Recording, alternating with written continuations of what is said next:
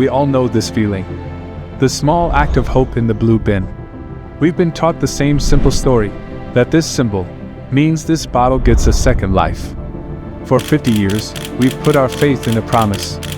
A promise that we can have all this convenience without the consequences. But today, less than 9% of all plastic ever made has been recycled.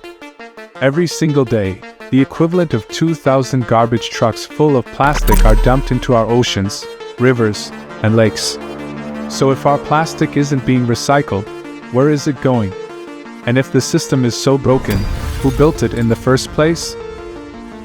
The answer is a story of a brilliant, deceptive, and devastatingly successful marketing campaign. A campaign to sell a lie. A lie told to sell more plastic.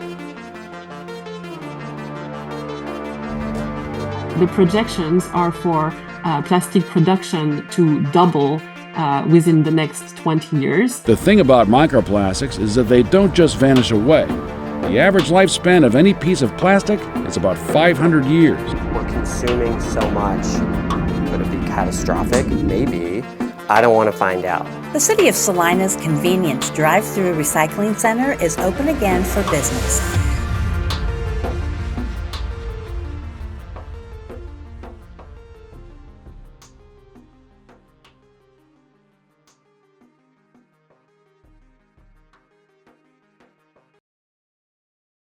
The story begins in the late 1980s. America was panicking about trash. A single garbage barge from New York wandered the seas for months, rejected by 6 states and 3 countries, becoming a national symbol of a country drowning in its own waste. Public anger turned towards a visible and fast-growing culprit: plastic. Across the country, municipalities began proposing bans on plastic bags and styrofoam. The plastics industry, made up of some of the largest oil and chemical companies in the world, was terrified. They saw it as a war for their survival, and they needed a weapon. Their weapon was an idea. Not a new technology, but a story. The story of recycling. Because if we don't push for recycling to be reinstated, then nothing is going to happen. And offer consumers free TV recycling so it doesn't get dumped in our landfills and it doesn't get dumped on people in developing countries who are being poisoned by the toxins inside our electronics. It wasn't born from a desire to protect the environment. It was a defensive PR strategy, conceived in crisis meetings by executives from Exxon, Dow, and DuPont who decided to advertise their way out of it. They formed front groups like the Council for Solid Waste Solutions and spent millions lobbying lawmakers. One legislator at the time said, "We had never seen lobbyists like this before. The BS came in by the shovel load." Their message was simple and seductive. You don't need to ban plastic, because we can recycle it. This was a tactic they had perfected years earlier. The famous Crying Indian ad from the 1970s, which seared the idea of individual littering into the public consciousness, was funded by beverage and packaging companies to shift the focus away from their role in creating disposable products in the first place. This was Act 2. They made the mess, but they were about to convince all of us it was our job to clean it up. The heart of the lie is an image we all trust: the chasing arrows. It was designed in 1970 by a 23-year-old student named Gary Anderson for a contest sponsored by a recycled paper company.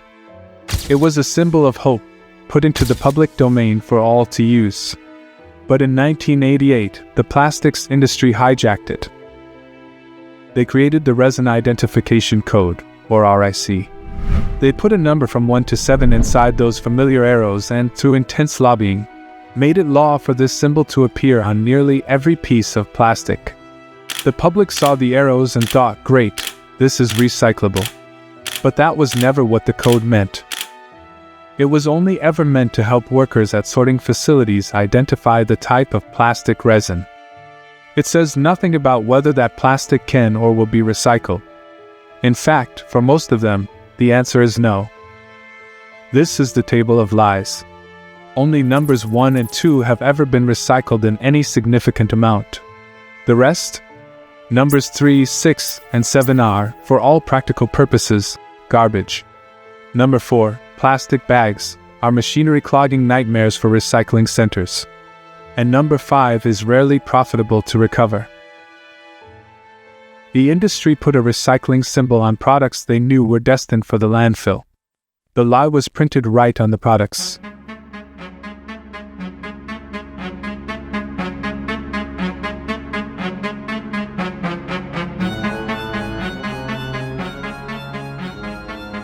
The plastic industry pushed recycling as the solution. But for decades, in their own internal documents, they admitted it was a fantasy.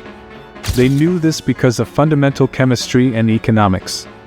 Unlike glass or metal, which can be recycled almost infinitely, plastic degrades every time it's reprocessed. The long polymer chains that give it strength and flexibility get shorter and weaker. A plastic bottle can't become another bottle over and over. It gets downcycled into something of lower quality. The second problem is that plastic isn't one thing. It's a family name for thousands of different chemical formulas. You can't just melt them all down together. It's like trying to make a new car by melting a toaster, a window, and a rubber tire into one lump. Even a little bit of the wrong type of plastic, or food residue, can contaminate an entire batch, rendering it worthless. But the biggest problem is simple economics. Virgin plastic is made from oil and natural gas. When fossil fuels are cheap, brand new, high-quality plastic is incredibly cheap to make. The process of collecting, shipping, sorting, cleaning, and reprocessing used plastic is vastly more complex and expensive. The result?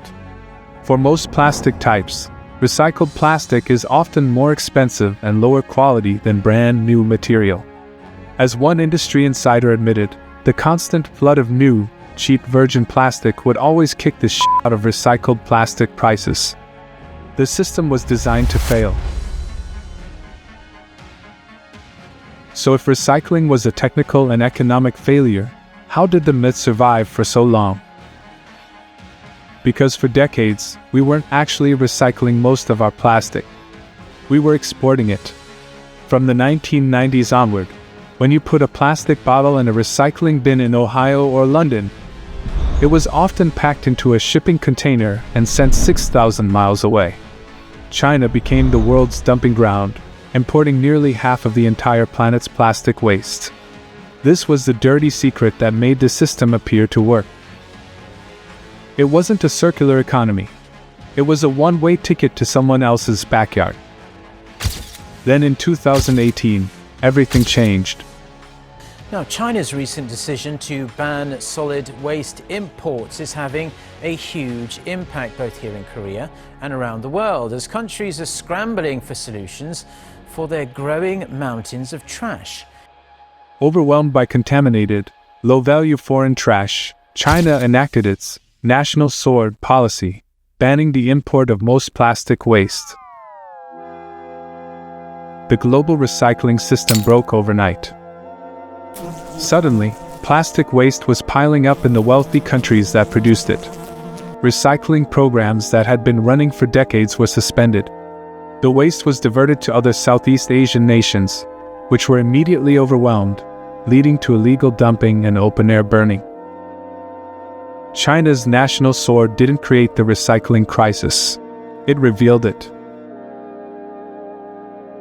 The plastic industry's campaign didn't just mislead governments, it reshaped public behavior.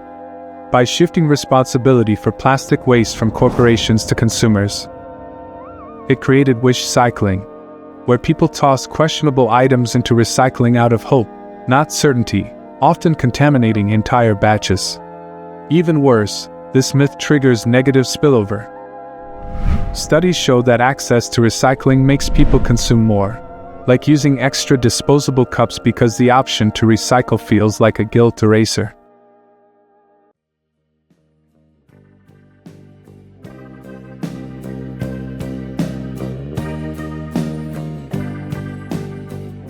With the lie exposed, the industry is now pushing its next magic bullet, chemical recycling. They call it advanced recycling, but it's a dangerous deception. These are often decades old, highly polluting, and energy-intensive technologies that frequently just burn plastic for fuel. It's the same playbook, with a new name. But there is a real solution, one that flips the entire script. It's called Extended Producer Responsibility, or EPR. It's a simple, powerful idea. The company that produces the packaging is financially and logistically responsible for it at the end of its life.